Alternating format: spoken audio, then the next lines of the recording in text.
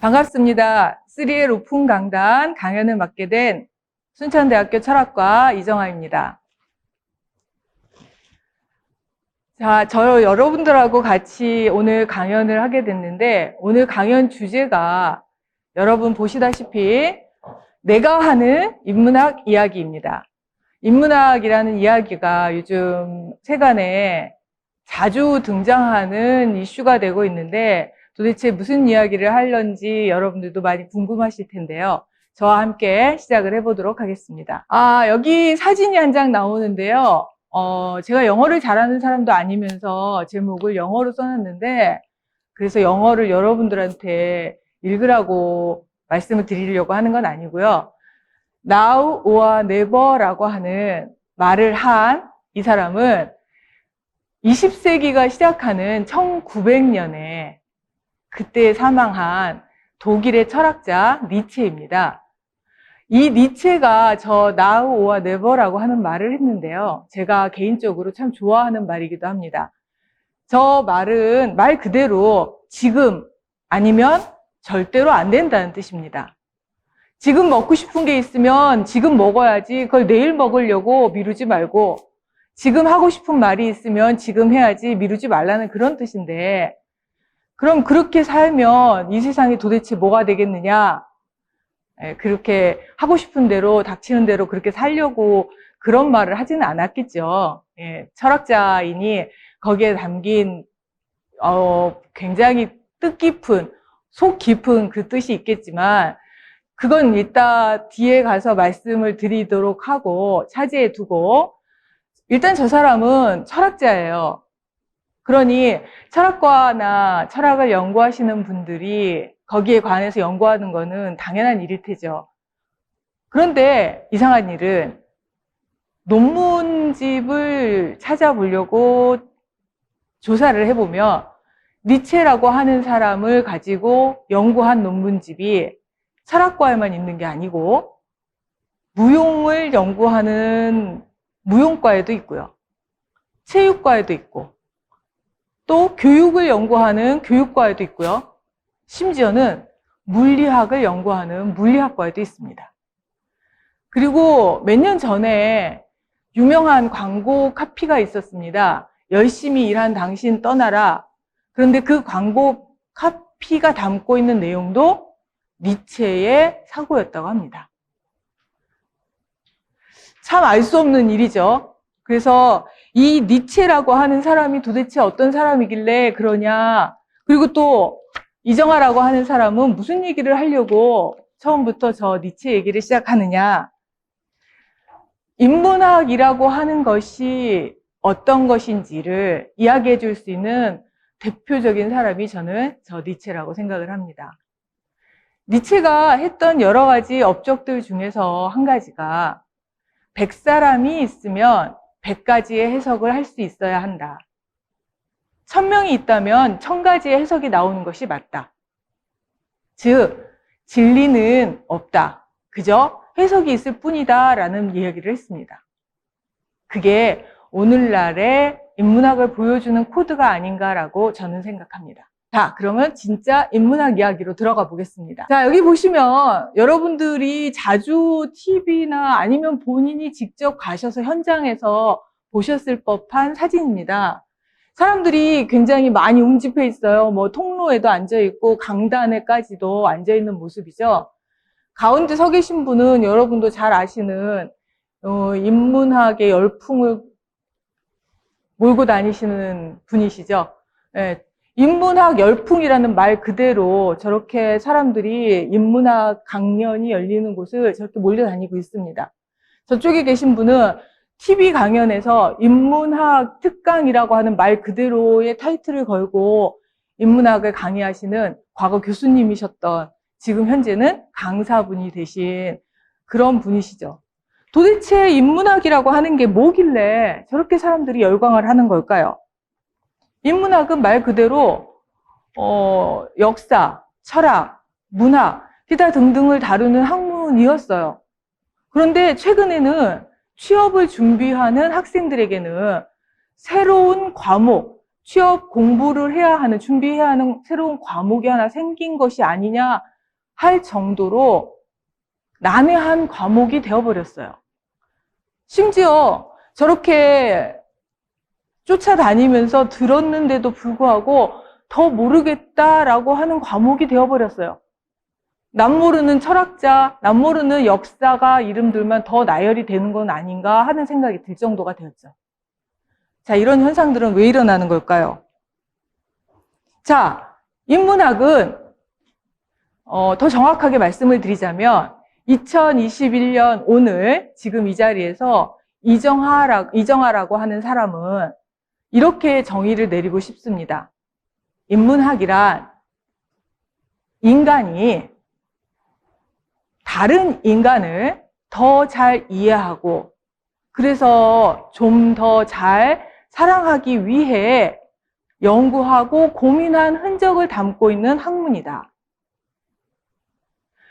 그래서 인문학으로부터, 그 인문학의 기초가 된다고 하는 철학으로부터 모든 학문이 시작이 되어서 나갔다. 내가 어떤 사람을 잘 이해하고 싶은데 서로 소통하는 언어가 다르기 때문에 그 언어를 배워야 해서 언어학도 시작이 되었고, 내가 사랑하는 어떤 누군가가 몸이 아픈데 그를 더 사랑하고 아껴주기 위해서 그가 어디가 아픈지를 알아야 하니까 생리학, 인체학도 또 거기서 시작이 된 것이다 라고 볼 수가 있는 거죠.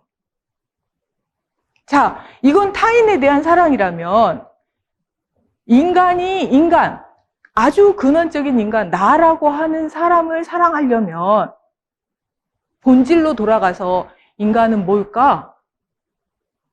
나는 뭐지? 나는 왜 태어났지? 나는 왜 살고 있지? 나는 어떻게 살아야 하지? 라고 하는 고민을 시작하게 됩니다. 그리고 그런 고민을 어떻게 해야 하는 건지 함께 생각하게 하는 학문, 그게 인문학의 시작이라고 할 수가 있죠. 자, 그렇게 중요한 학문인데 그러면 지금까지는 왜 인문학을 생각을 안 하고 살았을까요? 여러분도 잘 아시다시피 우리가 교과서나 뭐 옛날에 학교 다닐 때 보면 교과서나 이런 데 앞쪽에 보면은 플라톤이나 뭐 소크라테스나 이런 사람들이 제자들과 함께 이렇게 놀고 얘기하고 뭐 그러고 있는 그림들이 있죠. 다 옛날 그림들이죠. 그 시대를 넘어서서 한창 인간들은 자신들이 쓰는 도구와 자신들이 사용하고 자신들이 발붙여 사는 환경을 개발하는 데에 몰두해서 살아왔었어요. 마치 인간이 한순간도 공기가 없이는 살 수 없으나 그러나 늘 공기가 있기 때문에 공기의 고마움을 잊고 사는 것처럼 그렇게 살아왔죠. 그러다가 어느 날 미세먼지가 요 며칠 전처럼 너무 심각하게 심해진 날, 그때 비로소 공기의 고마움을 알듯이 어느 날 문득 잊고 살고 있던 인문학이 나한테 찾아온 거죠. 그래서 그 고민을 시작하게 된 거예요. 마치 미세먼지와 같이 인문학을 고민하게, 소중하게 느끼고 그게 필요하다고 느끼게 된 계기가 분명히 뭐가 있을 텐데 그건 또 뭘까요? 자, 두 번째 이야기를 시작합니다. 왜 하필이면 지금 인문학일까요? 첫 번째, 우리 오픈 강단의 3L 주제와 같은 맥락을 갖고 있는데 첫 번째, 살아야 하니까요. 자, 코로나 시대가 되면서 우리는 그동안 잊고 있었어요.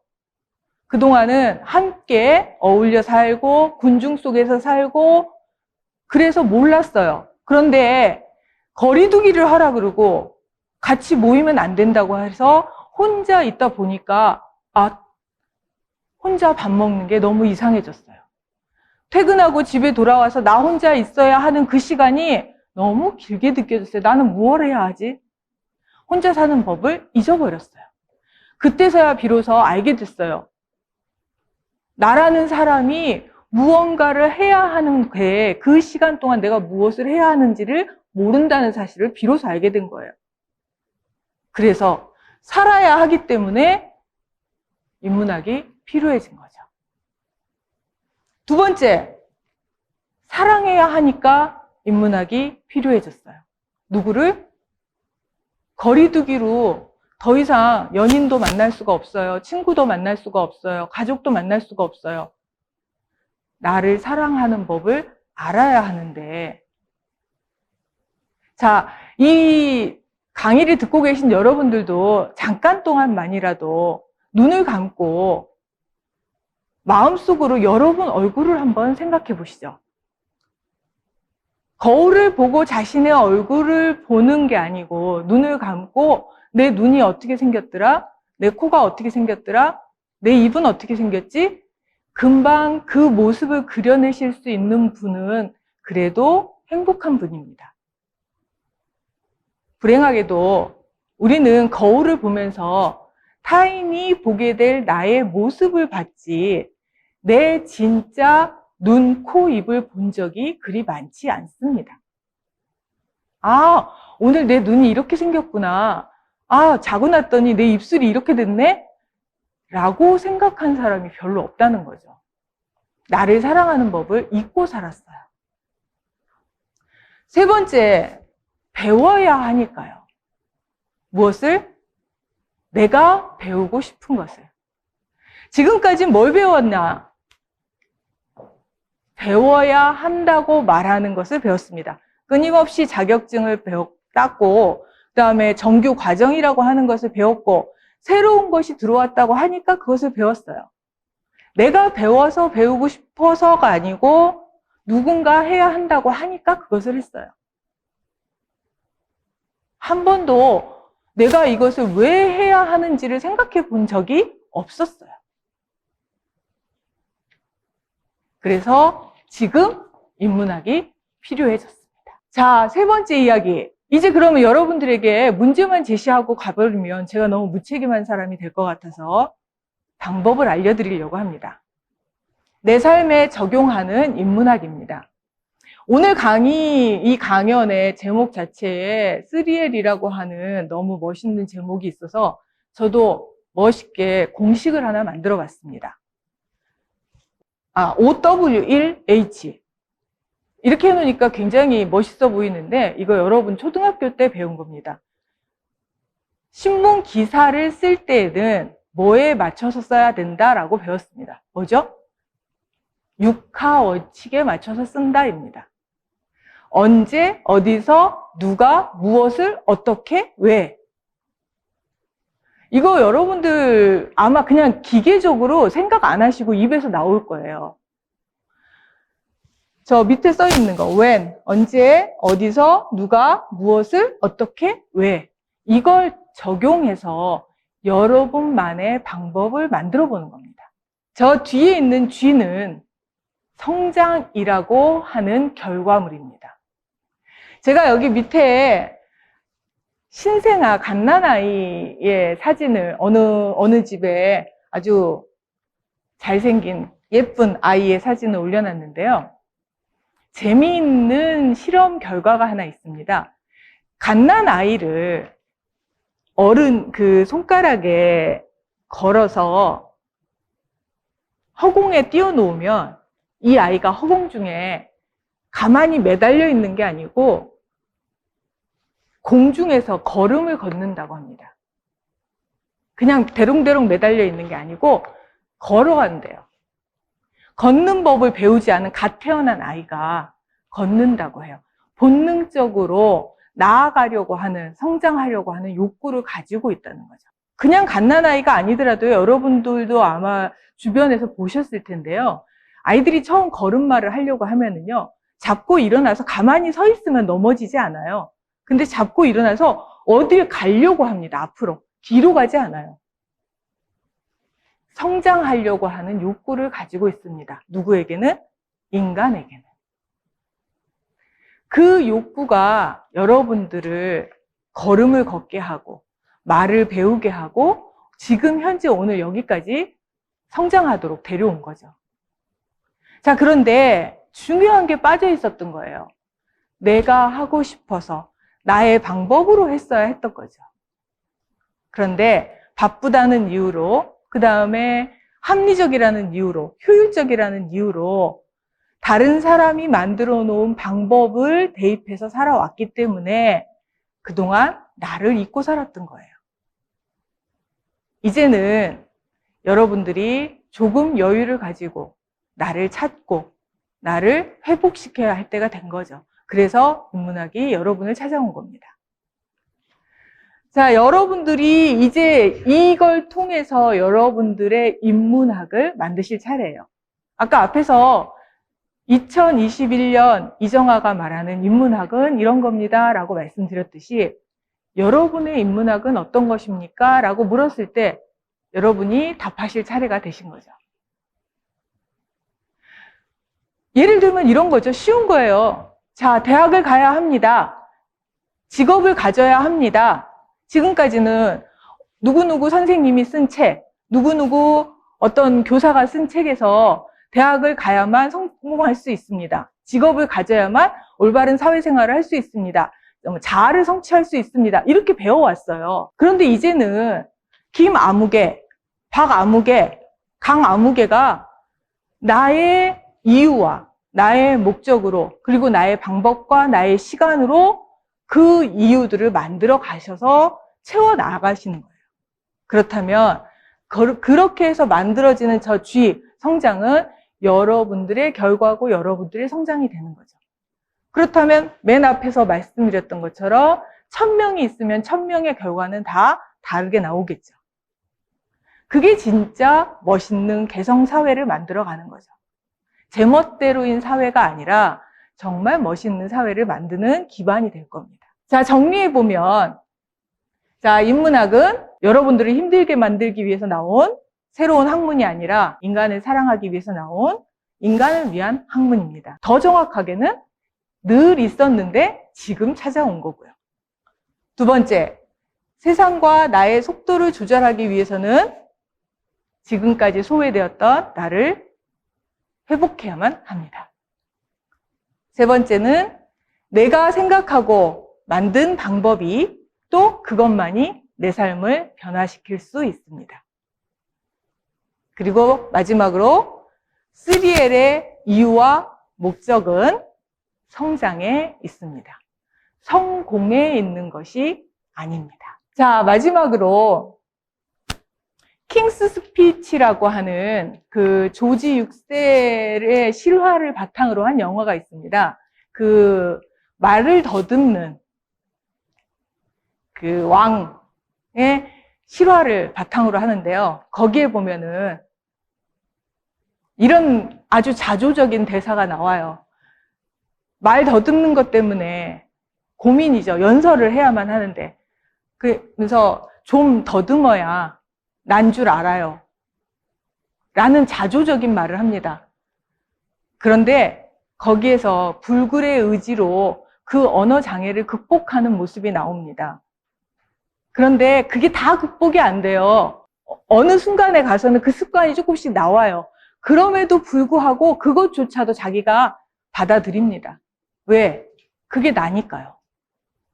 완벽하게 성공해낸 모습만이 내가 아니에요. 이 영화가 우리나라에서 굉장히 인기를 끌었는데요. 그 마션이라고 하는 영화에서 돌아와서 한 말이에요.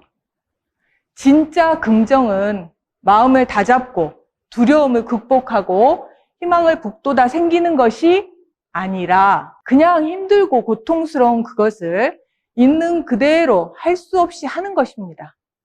그러다 보니 살아있게 되었습니다. 자, 여러분들도 꽃길만 걸으라라고 하는 말을 우리가 축복의 말로 할 수는 있지만 그렇지만 꽃길만 걸을 수는 없습니다. 혹은 가시밭길이 나오고 진흙탕길이 나오지만 그것도 나의 하루고 나의 삶입니다. 내 것이니 사랑할 수밖에 없습니다. 자, 여러분들에게 있는 그 모든 것들이 여러분들 안에 있는 것들이 좀 부족하고 좀 어눌하고 그리고 좀 마음에 들지 않더라도 그런 내 것이기에 좀 안 이뻐도 그게 나이기에 나는 사랑해 줄 수 있는 그런 여러분들이었으면 하는 게 제 바람입니다.